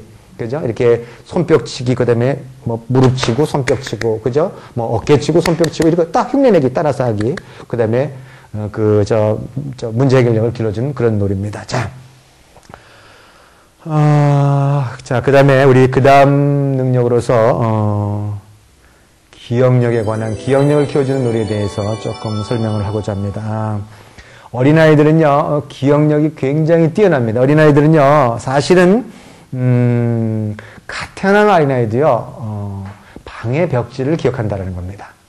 이거 굉장히 놀라운 발견 아닙니까? 우리가 어린아이가 매일 태어나서 12개월 정도 되면까지는 뭐 매일 잠만 자고 뭐 우유만 먹고 젖만 먹고 그러는데 뭘 알까? 어린아이 무슨 기억력이 있을까? 그렇지 않다라는 거죠. 어린아이는 태어난 그 순간부터 기억을 하는데 사실 그런데 어린아이가 어린 시절에 그렇게 아빠하고 흥미있게 놀았는데 5살, 6살 되면은요 아빠가 그때 뭐 우리 재밌게 놀았다 이렇게 얘기하는데 아이들은요 그거 기억 못합니다. 저도 한 3살 정도까지 기억을 하는데 그 이후부터는 그 이전에는 기억을 못합니다. 그러면 우리가 가르친 게 아무런 소용이 없는가 라고 얘기하는데 사실은 이 기억은 어린 시절에 기억하는 것은요 이거는 회상 기억이 아닙니다. 우리가 기억을 하려면 회상 기억은 뭔가 이야기로 돼 있고 줄거리를 통해서 그 말로서 전달해야 되는데 이 어린아이들, 태어난 어린아이들은 아직 언어에 대한 획득을 못했기 때문에 말로 전달할 능력을 갖지 못합니다. 이것은 무슨 기억이냐면 인지기억입니다. 감정이, 우리 몸이 그것을 기억하고 있다는 거죠. 그래서 어떤 분들은요,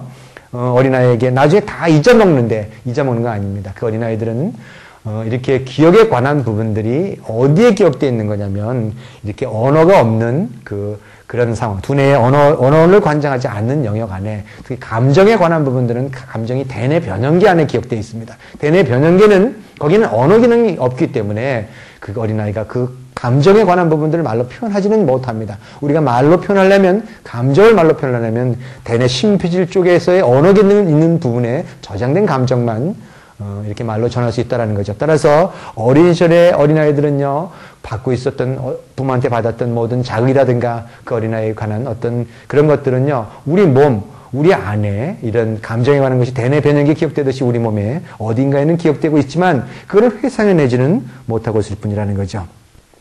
자, 그래서 기억이라는 것은 사실 모든 학습을 가능케 하는 기초적인 밑바탕이 되면서 태어나면서부터 죽는 날까지 인간의 모든 학습은 기억력에 의해서만 이루어지더라는 거죠. 따라서 우리가 기억력이 좋은 아이들은 당연히 IQ도 좋다라고 얘기하는 겁니다. 그러면 어린아이들은요, 어떻게 기억력을 좋게 할 수 있는가? 어린아이들에 대한 기억은요, 어린아이는 뭘 가지고 기억하냐면은요, 이거 참 굉장히 재미있는 실험 결과가 있습니다. 아이가 태어나기 한 달 전부터 읽어준 동화책을 아이들은 기억한다는 겁니다. 이거는요, 어린 태교를 할 때 어린아이들을 이렇게 책을 읽어주면 어린아이들은 그 책에 관한 그 내용을 기억하는데 내용에 관한 기억이 아니라 그 억양과 리듬에 관한 부분들을 이미 뱃속에 있을 때부터 엄마가 읽어준 책에 관한 것을 기억하고 있다는 거죠. 이거는 참 태교에서 그래서 중요한 게 태교 시절에 그 아이에게 노래를 불러주고 이 억양과 리듬이 아주 그 뛰어난 책들을 어린 시절에 아주 어린 시절에 읽어줄 책도 고를 때 될 수 있으면 이렇게 의성어와 의태어가 굉장히 이렇게 많이 들어가 있고 억양과 리듬이 뛰어난 책을 고르는 이유도 그겁니다. 우리가 영어를 줄 때도 우리 영어의 마더구스 같은 책을 먼저 주는 이유는 뭐냐면 그 안에 라임이 맞으면서 억양과 리듬의 어떤 독특함에 관한 부분, 우리의 억양과 영어의 억양은 다릅니다. 리듬은 다르거든요. 그거에 관한 부분을 아주 그렇게 이렇게 풍부하게 줄 수 있는 것이 마더구스이기 때문에 영어를 줄 때 마더구스로 시작하는 겁니다. 자, 보세요. 그러면 우리가 이 기억력을 길러주기 위해서 우리가 어떤 것을 해줘야 되는가? 출생직부터 우리가 해줄 수 있는 것은요, 아이와 대화를 많이 나눠주는 게 중요합니다. 이렇게 아빠의 목소리를 들려주는 게 중요하고 엄마의 대개 아빠의 목소리를 들려주는 것은 엄마는 자신의 목소리를 들려줍니다. 엄마는 항상 아이를 이렇게 뱃속에 이렇게 놓고 다니니까요. 당연히 엄마의 목소리를 들을 수 있지만 아이들이 아빠하고 친근해지지 못하는 경우들은요. 대개 또 아빠에 관한 부분에서 가까워지지 못한 아빠가 어린 시절에 이렇게 엄마 이렇게 임신하고 태교 시절에 아빠가 대화를 많이 안 나눠준다면은 아이들은 아빠의 낮은 저음, 그 낮은 이 음색뿐만 아니라 이 억양, 이런 톤에 관한 부분들에 관해서 낯설기 때문에 아빠를 좀 멀리 할 수 있다는 거죠. 그래서 되게 가장 중요한 것 중에 하나가 뭐냐면은 이렇게 아빠의 목소리를 많이 들려주는 거고요. 그 다음에 어린아이들한테 다양한 경험을 시켜주는 겁니다. 이렇게 다양한 경험, 우리가 논다라 그래서 꼭 뭔가 이렇게 노는 것이 아니라 그가 볼 수 있는 기회를 주고 들을 수 있는 기회를 주고 맛볼 수 있는 기회를 주고 냄새 맡고 만지고 뭐 이런 이렇게 오감을 자극시켜 줄 수 있는 것 자체가 그 아이에게 기억력을 길러주기는 굉장히 좋더라는 거죠.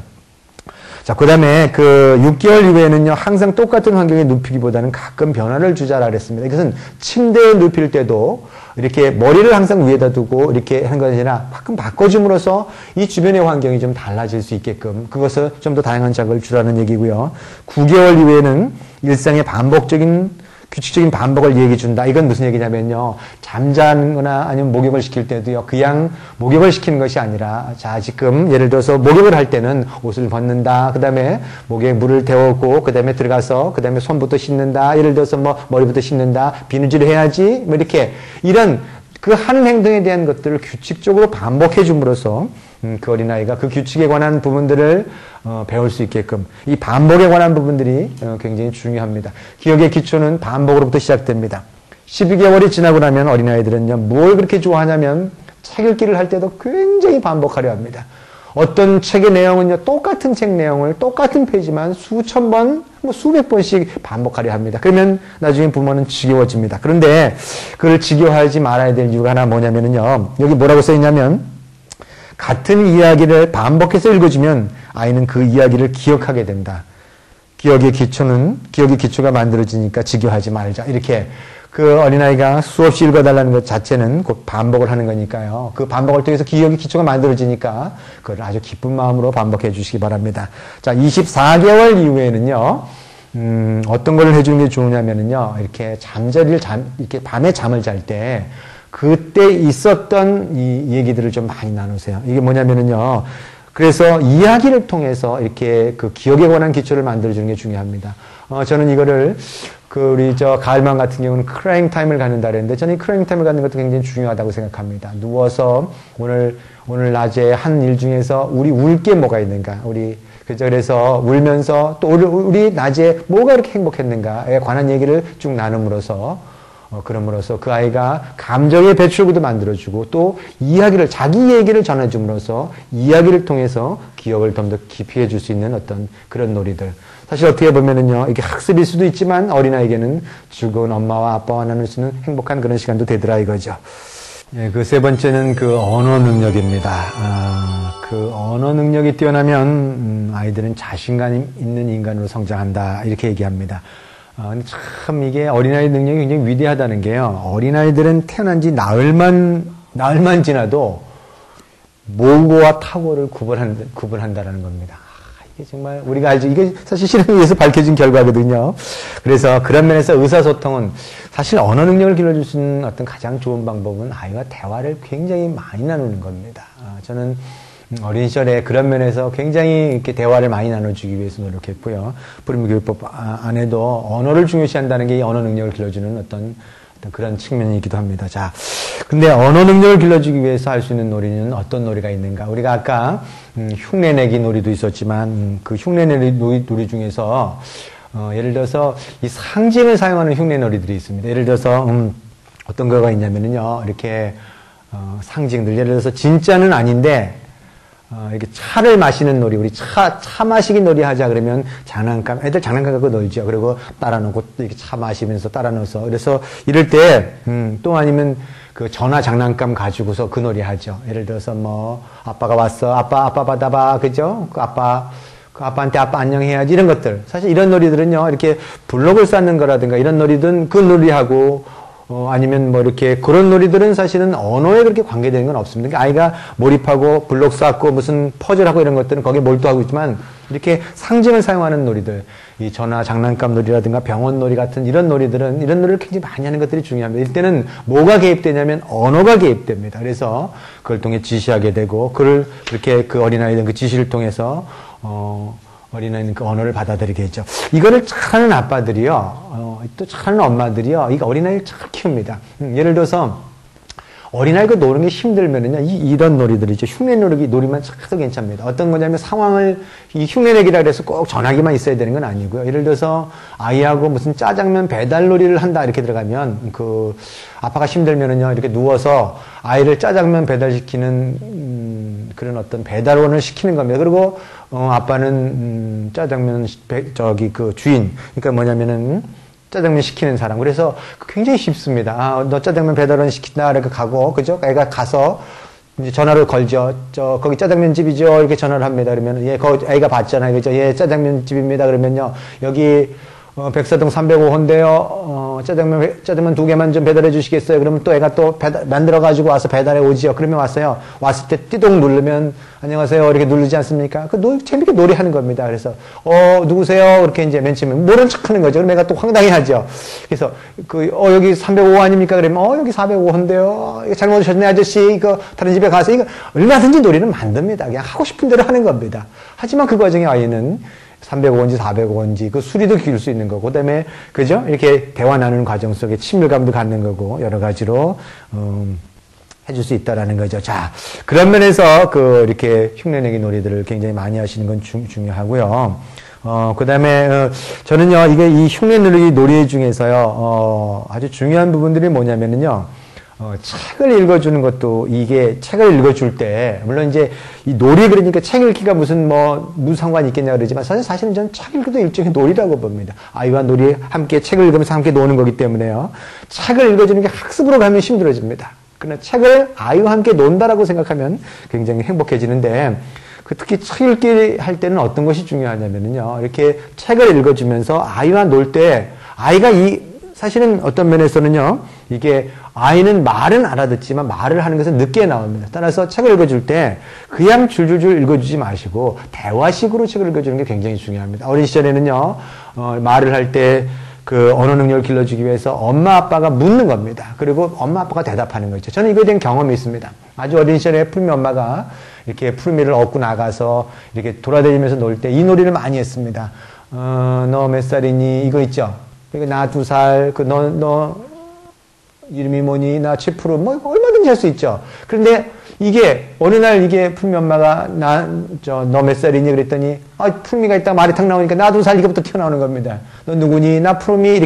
이게 뭐냐면은 부모가 먼저 말해주고 대답해주고, 책을 읽을 때도 애가 못 알아들어도, 이렇게 대화 나눠줄 때도 쭉 이렇게 부모가 얘기하고, 그 다음에 부모가 답변하고, 조금 있다가 부모가 얘기하고 부모가 답변하고, 그럼 그 어린아이는 뭘 배우냐면, 대화라는 것은 한 사람이 얘기하고 잠깐 멈췄다가 또 다른 사람이 얘기하구나 라는 순서에 관한 부분들을 가르치려 하지 않아도 부모가 읽어주는 과정 속에서 그걸 배울 수 있다는 거죠. 책 읽기도 그런 면에서 책을 처음부터 끝까지 읽어주는 것이 중요한 것이 아니라 대화식으로 읽어주는 게 굉장히 중요합니다. 예를 들어 책을 읽을 때요, 대화식 어떻게 읽어줍니까? 여기에 토끼가 있네, 그죠? 토끼 눈이 어떨까요? 그럼 애가 토끼 눈이 빨가네요, 그죠? 토끼는 귀가 몇 개 있을까요? 귀가 2개네요. 근데 이때 대화식으로 책을 읽어준다고 하는데, 부모는 이 대화식이 아니라 뭐가 되냐면요, 항상 뭔가를 가르치려는 마음이 앞서게 되니까 이게 IQ 테스트가 돼버리는 거죠. 그래서 아주 어려운 것만 물어보는데, 이 경우는 대화식 책 읽게 되지 않습니다. 이거는 항상 아이가 재미있어야 되는, 신나고 즐거워야 되는 그런 부분만 물어보고, 아이가 알고 있는 것만 물어봐서, 그래서 그 아이들이 책을 보면서 그렇게 좀 해줄 수 있는 기회를 주더라 이거죠. 자, 대화식으로 책 많이 읽어주면은요, 그 다음에 어린아이들은 언어 능력이 굉장히 뛰어나고, 중요한 것은 부모가 수다쟁이가 돼서 대화를 많이 나눠줘야 된다는 겁니다.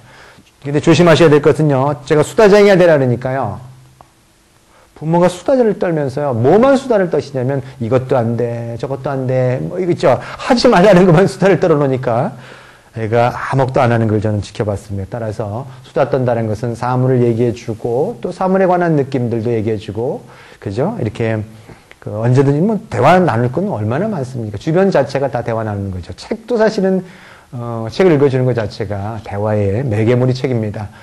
대화를 나누려면은요, 책이 없으면 이렇게 나눌 게 없기 때문에, 아이가 놀이를 하는 과정 속에도, 그러니까 언어가 많이 개입되는 놀이를 많이 함으로써 또 그렇게 언어 능력을 길러줄 수 있고요. 자, 4번째로는 읽기 능력입니다. 읽기 능력. 저는요, 이 실험에서, 이 책에서 뭐라고 나와 있냐면, 생후 2개월 된 아이가 글자를 알아본다라고 했습니다. 여기서 어떻게 알아보냐? 이 어린아이는 정사각형과 직사각형을 구분할 수 있다라고 그랬습니다. 이거 2개월짜리가 어떻게 아냐? 이걸 어떻게 실험하느냐? 이건 뭐냐면요. 어떻게 실험해서 알게 됐냐면, 예를 들어서 이렇게 어린아이가 눈이 머무는 정사각형과 직사각형을 이전에 정사각형을 보여주고, 그러면 어린아이가 인지해버리면, 이걸 알면은 어린아이가 나중에는 이걸 잘 안 봅니다. 왜냐면 흥미가 없으니까. 그 다음에 정사각형, 그 다음에 직사각형을 보여주면 새로운 거니까 흥미를 갖습니다. 근데 어린아이가 그 어린아이가 정사각형, 직사각형을 얼마나 지켜보느냐에 따라서 이 어린아이가 이거를 구별하느냐, 그 어떤 시간을 측정해서 해보니까 2개월 된 어린아이도 이미 정사각형, 직사각형을 구별할 수 있다는 거죠. 이것을 구별할 수 있다는 얘기는 글자 자체가 굉장히 기하학적 모형입니다. 그렇기 때문에 정사각형과 직사각형을 구별한다는 것은 글자 자체의 기하학적 형태와 도형을 알아본다는 것은 이건 글자를 알 수 있다는 얘기죠. 따라서 그런 면에서 읽기는 모든 학습의 기초 능력이 될 뿐만 아니라요. 저는 제가 이 읽기에 관한 부분에서 이 땅에서 우리가 갖고 있는 가장 큰 장점이 하나가 뭐냐면, 저는 이 읽기에 관한 능력을 길러줄 수 있는 것이 적어도 서양의 어린아이들이나 무슨 다른 문자들, 일본이나 중국의 문자를 사용하는 나라보다 적어도 5년 일찍 책을 읽을 수 있다는 거죠. 이 책이 뭐라고 나와 있냐면요. 유아가, 가장 어려워하는 게 뭐냐면, 서양의 알파벳에서 B와 D, P와 Q 같은 이 음소들을 구별하는데, 이거는 7살, 8살 때까지 가장 어려워하는 게 이 서양 알파벳에서 그 B와 D, P와 Q라는 겁니다. 그래서 서양에서는 문자에 대한 읽기 능력에 대해서 이렇게 가르치려 하지 않는다라는 거죠.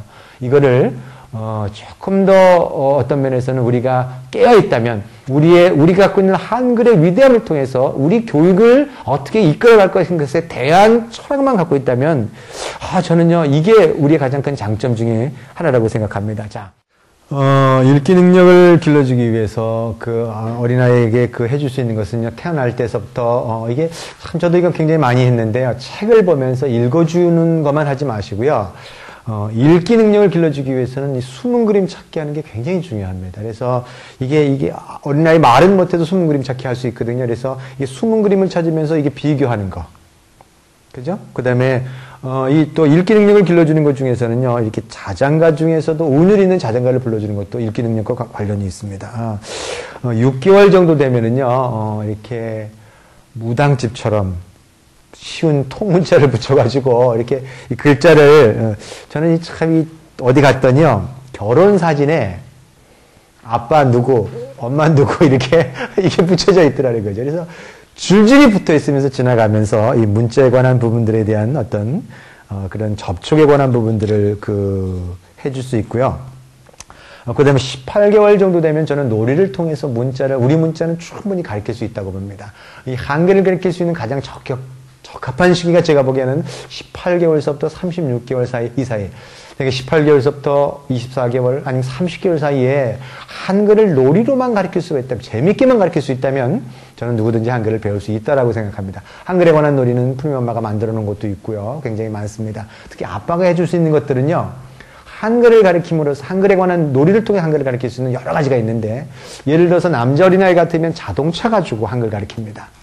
자동차에서 주차시키세요 할 때 주차장 만들어 놓고요. 아반떼 주차시키세요. 이렇게 트라지 주차시키세요. 이런 것뿐만 아니라 어떤 놀이를 할 수 있냐면요. 아빠가 무슨 자동차에 관한 부분들, 예를 들어서 무슨 현대라든가 이런 데 가가지고, 대우나 이런 데 가서, 이렇게 자동차에 관한 부분들 이렇게 팜플렛 이렇게 가져오면 오려놓고, 트라제, 아반떼, 무쏘 이렇게 써놓고 난 다음에 벽에다 걸어놓고, 버스 이렇게 써놓고, 예를 들어서 이렇게 자동차 지나가는 것을 알아맞히기 놀이. 이렇게 지나가면서 버스가 지나갔다면, 저기 버스가 지나가네. 지나가는 걸 먼저 본 사람이 와서 그걸 먼저 따가는 놀이. 이럴 때, 따가는 놀이를 할 때, 부모가 먼저 봐도, 따가는 건 아이가 먼저 따가야지, 부모가 먼저 따가면 안 됩니다. 그래서 아이가 조금 이길 수 있으면서 재미있게. 근데 놀다 보니까 사실은 아빠하고 재밌게 노는 과정이었는데, 지나고 나니까 그 노는 과정 속에 그는 문자를 다 인지해버려서 나중에 자동차에 관한 글자를 다 받아들이게 되는 그 상황. 그런 거 굉장히 자동차만 가지고 숫자 가르치려고 그러면 얼마나 많이 가르칩니까? 안에 지나가면서, 이렇게 주차장에 가면은 앞에 이렇게, 뭐라 그러죠? 그 넘버 있죠. 번호판 넘버. 그거 시커멉니다. 그래서 시커먼 거 2자, 3자 써보겠고 4자, 5자 써보면 그거 써보는 그 재미로 어린아이들은 나중에 숫자를 인지한다든가. 놀이를 만드는 것도 굉장히 중요합니다. 그러나 제가 보기에는 놀이를 만드는 것도 중요하지만 놀이 안에 들어가는 것도 굉장히 중요합니다. 그러니까 아이가 지금 시큰 예를 들어서 무슨 자동차 놀이를 하고 있는데 부모는 한글 가르친다고 재미난 놀이 만들어가지고 이거 하자. 애가 지금 빠져있는 것에 관한 그 안에 놀이 안에서 그렇게 배울 수 있는 기회를 줘야 되는데 새로운 놀이를 만들어서 그 놀이 안에 들어오게끔 그렇게 유도하면은 그 어린아이는 사실은 그렇게 흥미를 갖지 못하더라는 거죠. 놀이를 잘 관찰해서 그 놀이 안에서 어떻게 치고 들어갈 걸 연구하시라는 거죠. 자, 여기에 뭐라고 써 있냐면요. 이게 지금 푸르미법의 이론적인 배경이 이 책에 굉장히 많이 나와 있습니다. 읽기를 시작하여 글을 잘 읽는 아이들은 여러 가지 면에서 또래 아이들보다 앞선다. 이런 아이들은 언어 감각도 앞서고 단기간 기억력도 뛰어나다. 읽기 기초 능력도 남보다 훨씬 빨리 획득한다. 책의 그림과 그것을 나타내는 소리를 연결해 이해하는 능력도 훨씬 더 높아진다. 이렇게 나와 있습니다. 그래서 뭐라고 얘기했냐면 부모들은 아이의 읽기 능력을 자극하기 위해 되도록 일찍부터 아이에게 책을 보여줘야 된다. 이렇게 이 책에서는 주장하고 있습니다. 연구 결과들입니다. 자, 그 다음에 그 수리력입니다. 숫자에 관한 능력도 수리력. 우리 어린아이가 숫자에 관한 능력을 길러주기 위해서 어린아이가 선천적으로 갖고 태어난 능력들은 수리에 관한 능력들은 하나, 둘, 셋 정도까지는 어린아이가 본능적으로 안다라는 거죠. 저는 제가 이거 요새까지 흥미있는 다큐멘터리 그 아마존의 눈물인가요? 그거 보면서 이게 맞다라는 아마존의 눈물에 있는 부족들이요 하나, 둘, 셋 세고 난 다음에 그 다음부터는 숫자를 셀 수 없으니까 많다 이렇게 얘기한다 그럽니다. 그래서 원시 부족일수록 하나, 둘, 셋 그 다음엔 많다. 어떻게 보면 굉장히 단순합니다. 그래서 어린아이가 태어날 때부터 이 셋에 관한 개념들 그래서 셋 정도 안에서 뭔가를 해주는 것들이 그 수립을 길러줄 때 도움이 되더라는 거죠. 아까 얘기할 때도 뿌뿌 소리 날 때 우리 어린아이를 안고 딱딱하게 뽀뽀할 때도 촉촉촉촉촉 이렇게 뿌뿌뿌 이렇게 하는 것처럼 그 다음에 아이를 무릎에 올려놓고 우리 이렇게 떨구당이라 그러나요? 그죠? 이렇게 무릎에 올려놓고 이렇게 들어줄 때도 하나, 둘, 셋. 저도 모르게 어린 시절에 항상 이렇게 리듬과 박자를 맞춰서 그렇게 해줬던 기억이 납니다. 저는 몰랐어요. 어린아이들이 그걸 좋아한다는 걸 알았기 때문에 리듬을 맞췄는데 그런 연구 결과들이 있더라는 거죠. 그러니까 리듬을 타가지고 하나의 규칙적으로 그렇게 해주는 것들이 중요하다는 거. 6개월 정도 되면 아이들은요, 뭘 그렇게 하고 싶어 하냐면, 아까 제가 숨은 그림 찾기나 모양 맞추기 놀이 같은 경우도 할 수 있고요. 블록 쌓기도 6개월 되면 이렇게 해줄 수 있습니다. 이렇게, 물론 6개월 지나서 할 수도 있는 거고요. 근데 우리는 블록을 쌓을 때도 놀이를 하면 뭔가를 완성해만 놀이라고 생각합니다. 근데 제가 보기에는요, 놀이라는 것은 완성만이 놀이가 아니고 파괴하는 것도 놀이입니다. 뭔가를 블록을 쌓는데, 사실 뭔가를 쌓아놓으면, 공들여 쌓았는데 애들 보면은요, 이게 흐트러 놓는 그 재미. 그죠? 근데 그 흐트러 놓을 수 있는 어떤 기회를 주지 않으면 어린아이는 놀이에 깊이 못 갑니다. 오히려 쌓는 놀이도 중요하지만, 흐트러 놓는 것도 아이가 좋아하기 때문에 그런 기회를 주라는 거죠. 자, 어린아이가 한 18개월 정도 되면은요, 수리력을 길러주기 위해서, 이렇게 해줄 수 있는 것들이 뭐냐면요. 뭔가 숫자를 학습으로 가르치는 것이 아니라, 이걸 저는 장강의 수학이라고 그 중국에서 수학 올림피아드 나가서 우승한 어떤 그런 어린아이가 있었는데, 그 아이가 있었는데, 그 부모가 이렇게 많이 배운 부모는 아닙니다. 근데 그 부모가 어떻게 아이에게 수학을 가르쳤는가 봤더니, 장강의 장강을 뭐라 그러나요? 장강이죠. 양치강인가요? 그 장강 뚝에 앉아서 배가 하나 지나가면, 오늘 배가 한 척 지나갔네. 그죠? 또 한 척이 지나갔네. 그럼 지금 몇 척이나 지나갔을까? 이렇게. 오늘은 12척이 떼를 지어서 올라왔네. 그리고 2척이 올라왔네. 이렇게. 그러니까 일상생활 속에서 이렇게 그 수에 관한 분류하고 묶을 수 있게끔 해주고 일상생활에서 감각을 통해서 그렇게 받아들일 수 있는 어떤 기회를 줌으로써 그 아이가 수학적인 능력을 길러줬다라는 거. 우리는 이건 얼마든지 일상생활에서 해줄 수 있는 것이 많이 있습니다. 예를 들어서 나가서 자연에 나가면 새가 한 마리가 날아갔네. 또 새가 한 마리가 날아왔네. 날아갔네. 들어왔네. 이게 사실 어떻게 보면 도화기백입니다. 이렇게 일상생활 속에서 개미가 몇 마리 지나갔네, 또 개미가 몇 마리 지나가네, 이런 어떤 일상생활 속에서 그 아이에게 이렇게 수적인 개념들을 길러줄 수 있고, 물론 퍼즐 맞추기라든가 미로 찾기도 수적인 능력을 길러줄 수 있는 거고요. 그 다음에 24개월 전후에 들어가면 어린아이들이 뭐가 나오기 시작하냐면 물건을 하나 둘 셀 수 있을 뿐만 아니라 크기, 양, 뭐 이런 것들을 잴 수 있는 어떤 뭐가 더 크네, 뭐가 더 안 크네 이런 개념들이 올 때 이때 중요한 것이 저는 모래놀이라든가 물놀이라고 생각합니다.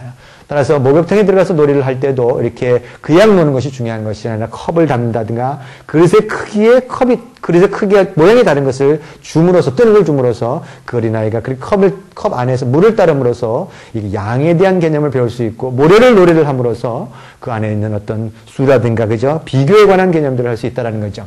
저는 장난감 중에서 가장 좋은 장난감이 그래서 자연이 그렇게 좋다고 생각합니다. 뭔가를 만들어 놓은 장난감은 이미 구조화되어 있기 때문에 그 어린아이가 그 안에서 뭔가를 확산해서 만들어내거나 아니면 이렇게 양을 재거나 아니면 그냥 다양하게 창의적으로 놀이를 변형시킬 수 있는 그 여지가 없습니다. 그러나 모래라든가 아니면 집안에 있는 장난감 이런 것들은 그걸 통해서 하다못해 장난감 여러 가지 그릇 하나만 가지고도 여러 가지 다양한 형태의 뭔가를 만들어낼 수 있기 때문에 일생 자체가 일상의 모든 것들이 얘들에게는 놀잇감이 될 수 있다는 거죠. 36개월 정도 되면은 주사위 놀이 많이 했습니다. 주사위 놀이들 많이 하고요. 또 그 놀이도 저는 굉장히 중요하다고 생각합니다. 놀이 중에서 이렇게 윷놀이 이렇게 가는 거 있죠. 윷놀이도 물론 그 어린아이가 나중에 다른 사람의 관계를 이해할 수 있을 정도로 가야 되지만 윷놀이 아니면 저는요 이게 조금 염려스럽기도 하지만 저는 화투도 이게 도박으로만 쓰지 않으면은 이렇게 우리 뭐라 그러죠? 뭐 쎄쎄칠 뭐 이렇게 해가지고 그죠? 이 20근 맞히는 거 있죠. 그죠? 이거 무슨 놀이라 그러나요? 화투 할 때. 다만 화투는 사용할 때 조심해서 카드나 화투는 또 조심해서 사용해 주시고 그 다음에 놀이할 때 이때 36개월에는 종이 접는 놀이도 공간에 대한 개념들입니다. 이렇게 그 다음에 오리기 같은 개념들, 칠교 놀이 같은 여러 가지 다양한 놀이들을 알게 줄 수 있다라는 겁니다. 또한 흥미있는 것은요, 수리력을 길러주는 것과 음악적인 감각도 음악에 관한 것을 배우는 것도 아주 밀접한 관계가 있다라는 겁니다. 이 음악을 하기 위해서는 음악을 위해서 연주하든 아니면 음악을 듣기 위해서는 뭐 8분음표, 4분음표처럼 전체 부분에서 어떻게 박자가 나눠지는 것에 관한 개념이 있어야만 그 음악에 관한 부분을 받아들일 수 있기 때문에 그것은 다시 말해서 수리와의 관련된 부분과 굉장히 밀접한 관계가 있다는 거. 그리고 음악을 관장하는 두뇌의 영역과 수리를 관장하는 영역이 어느 정도 연관이 있기 때문에 음악에 관한 그 음악을 듣게 하는 것도 수리력을 키워주는 데 굉장히 도움을 준다는 얘기입니다. 자, 마지막으로 그 6번째 창의력에 대한 그 창의력. 예. 창의력이라는 것은 창의적인 사고는요, 뭔가를 확산하는 사고입니다. 뭔가를 있는 것을 가지고 뭔가 새로운 걸 만들어낼 수 있는 그런 능력들을 우리는 창의력이라고 얘기하죠. 그래서 어떻게 보면 놀이가 길러줄 수 있는 가장 이렇게 능력 중에 놀이는 끊임없이 이렇게 규칙을 만들어내고 사고를 확산해서 새롭게 만들어내게 되어 있습니다. 따라서 그런 면에서 놀이가 창의력을 길러줄 수 있는 어떤 여러 가지 그 역할을 해줄 수 있는데 그 놀이 중에서 창의력을 길러주는 놀이 중에 저는 중요한 것 중에 하나가 그림길이라고 생각합니다. 그 다음에 우리 농담하는 것들 아니면 그 다음에 이 상상놀이도 창의력을 길러줍니다. 상상놀이. 우리 상상놀이 굉장히 우리 지금 푸르미닷컴의 아이들이 상상에 굉장히 깊이 빠져 있는데 그런 면에서 이런 부분들 이 그 상상력을 길러주더라는 거죠. 그림을 그릴 때 그림은요 어떻게 보면은 그림 자체는 뭔가 그 어린아이의 마음속에 있는 것들을 이렇게 이 하나의 줄을 그린다면 이 줄은 그 어린아이가 뭔가를 이 마음속에 있는 것을 그림으로서 상징하는 겁니다. 이 상징의 능력을 가질 때 우리는 언어도 사용할 수 있는 겁니다. 따라서 우리가 그림을 그릴 때 굉장히 중요한 부분들이 뭐냐면 저는 어린아이에게 그림을 잘 그릴 수 있는 방법을 알았습니다. 그림을 그릴 때 중요한 것은 어린아이가 무엇을 그리든 간에 그것을 비평하거나 비교하거나 판단하지 않는 겁니다. 예를 들어서 저는 어린 시절에 어린아이가 그림을 하나를 쭉 그리면서 이 푸르미 그림을 그릴 때도 이게 쭉 그리면서 한 줄 그려놓고 이건 보아뱀이야. 근데 마음속에 야 도화지 한 장에 그림 한 줄 그리고 넘겨버리고 도화지 하나에 또 이거는 무슨 아나콘다야 이렇게 좀 더 굵음 그렇게 그립니다. 그런데 그때 만일 우리 부부가 이게 여기도 여백에도 좀 이렇게 좀 그리고 이것 좀 효율성을 생각했다면 아마 그림 그리는 것을 포기했을 거라는 거죠. 초록이가 그림을 잘 그릴 수 있는 이유도 어떻게 보면은, 저는 뭐 미술학원을 보낸 적도 없습니다. 다만, 그냥 그림 그리면 칭찬해주고 격려해주고, 그 호기심에 관한, 그 창의력에 관한 부분들을 인정해줬다라는 것밖에는 제가 해준 게 없다라는 거죠. 자, 그런 면에서, 해줄 수 있는 것들은요, 자, 그 다음에 그 창의력을 길러주기 위해서 여러 가지 할 수 있는 것들이 그림에 관한 부분 여러 가지 많이 해줄 수 있는 어떤 그런 기회를 줄 뿐만 아니라, 그림을 그리게 해주는 것도 중요하지만 저는 그림을 보여주는 것도 굉장히 중요하다고 생각합니다. 우리 지금 푸르미닷컴에서 책을, 특히 어린 시절의 책을 그림이 색깔이 아주 다양하고, 그 다음에 흥미로운 내용에 구성된 그림을 많이 보여주는 거는, 그림을 보여주는 것 자체가 어떻게 보면은 창의력을 따로 기르는 것이 아니라 그림 안에서 그 그림을 보는 것 자체가 이미 창의성을 길러주고 있다라는 거죠. 그래서 부모는 항상 어린아이의 그림을 볼 때 꼭 어떤 사실적인 그림만을 보여주려 하는데, 제가 보기엔 꼭 사실적인 그림만이 아니어도 괜찮습니다. 어린아이들은 아주 단순하면서도 이렇게 자기와 관련된 그림들을 좋아하고, 또 색상도 여러 가지 면에서 좀 더 원색적인 색상에 관한 부분들을 좋아하게 있다라는 거죠. 18개월 정도 되면은 여러 가지 놀이를 할 수 있습니다. 창의력을 길러줄 수 있는 놀이. 그런 놀이 많이 하죠. 이렇게 예를 들어서 하늘의 구름을 보면서 저건 뭘 닮았니? 뭐 이렇게 얘기하죠. 엄마 저건 뭘 닮았네? 그러면요, 이 창의력 없는 엄마들은요, 쓸데없는 소리 하지 말라 그럽니다. 애가 얼마든지 다양한 얘기를 해줄 수 있고, 그래. 정말 그런 것 같으네. 지나가면서 산을 보면서도, 저건 뭘 닮았네. 그래. 그래. 얼마든지 그런 얘기 해줄 수 있고요.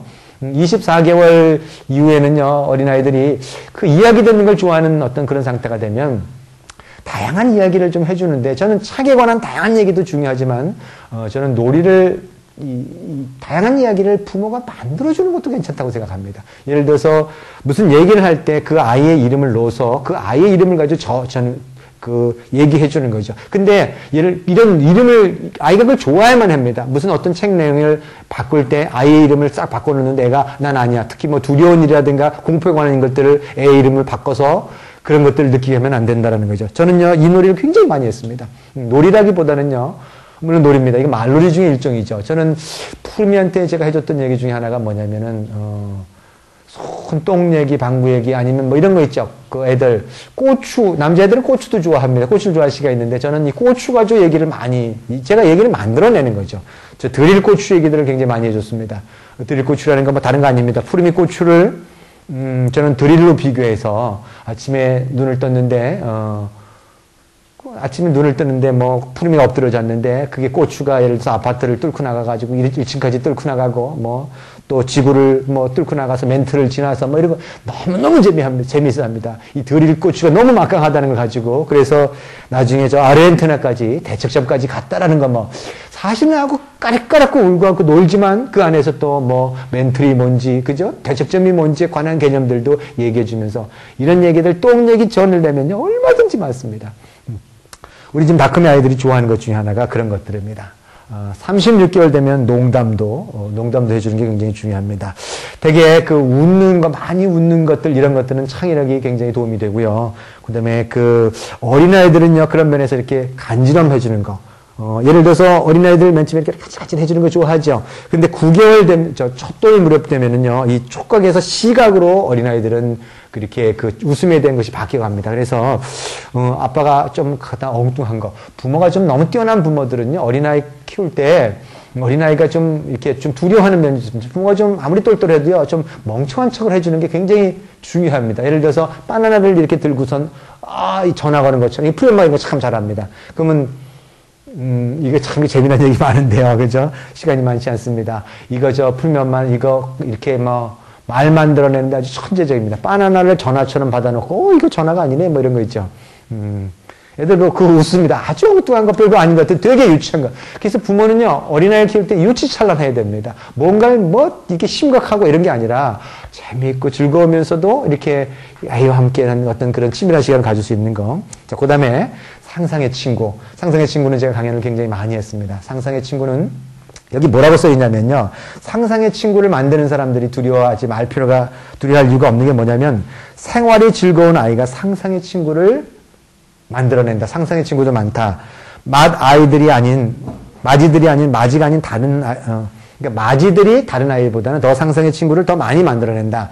우리가 아이들이 상상을 막 어린애가 상상의 친구를 만들어내면 그런 얘기 하죠.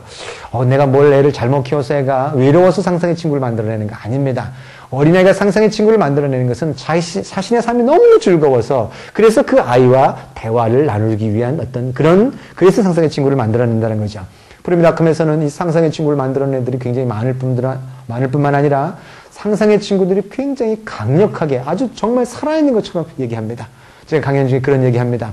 밤 12시가 이렇게 지나서 냉장고 문을 여는데 그 아이가 이런 얘기합니다. 엄마, 내 친구가 그 옆에 있는데 왜 그렇게 문을 그렇게 함부로 여세요? 이런 얘기합니다. 이게 어떤 느낌이 드는지 아세요? 상상력이 굉장히 상상의 친구가 강한 어떤 걸 만들어내는 어린아이는요, 꼭 살아있는 것처럼 그런 얘기를 합니다. 뭔가 그분이 오셔서 뭔가를 지배하는 것처럼 너무너무 이렇게 상상력이 뛰어난 어린아이는 그 상상과 함께 창의력도 함께 가니까 따라서 그 부분을 너무 염려하지 마시고 아빠가 해줄 수 있는 것 중에 하나가 뭐냐면요. 그 상상의 친구를 그려주는 것도 괜찮습니다. 애가 이렇게 그려달라고 저렇게 그려달라고 얘기할 때 그 상상의 친구를 아빠가 재주가 있으면 좀 그려줌으로써 상상의 친구를 좀 더 구체적인 걸로 만들어주는 게 중요한데 저도 이게 풀미가 이렇게 상상하는 것들을 아빠 상상이 아니죠. 그거는요. 예를 들어서 뭐 양을 그려달라고 무슨 얘기를 하면 저는요 제가 그림 솜씨가 없어서 양을 애가 상상하는 대로 그려주긴 했지만 제가 이렇게 그려놓고 나니까 이게 제가 봐도 양은 아닙니다. 푸르미가 이걸 보더니만 그냥 통곡을 하기 시작하는 겁니다. 아빠 이게 양이냐고 이게 개지. 이렇게 제가 이게 좀만 재주만 있었으면 그려줄 수 있었는데 하여튼 어떻든 간에 상상의 친구들을 그려줌으로써 그 아이의 그 상상에 관한 부분들을 인정하는 것 이것이 제가 보기에는 중요하다고 생각합니다. 자 오늘 놀이에 관한 부분들 뭔가 나가서 야외에서 노는 거 구체적인 거에 관한 부분들은 뭐 아빠가 할 수 있는 놀이에 관한 부분들은 아빠 놀아줘의 책에 잘 나와 있습니다. 그리고 놀이의 힘에 통해서 이론적인 배경은 잘 나와 있지만 그것이 어떻게 어린아이에게 영향을 미치고 어떻게 놀아줘야 되는지에 관한 부분들 이런 구체적인 부분 그리고 그것이 아주 어린 시절에 왜 중요한지에 관한 것을 중점으로 해서 강연을 했습니다. 오늘 제 강연을 들으시면서 놀아주는 게 그렇게 어려운 것만은 아니라는 거. 뭔가 도구가 있어야만 놀아주는 것이 아니고 일상생활 속에서 아주 작은 것 안에서 순간순간에서 놀이를 만들어내고 그 놀이와 함께 하면서 아빠와 아이가 행복한 시간을 갖는 것들이 그럴 수 있다는 것을 아마 배울 수 있었을 겁니다. 자, 오늘 그 놀이에 관한 강연은 이것으로 마치겠습니다. 예, 들으시느라 고생 많이 하셨습니다. 수고하셨습니다. 고맙습니다.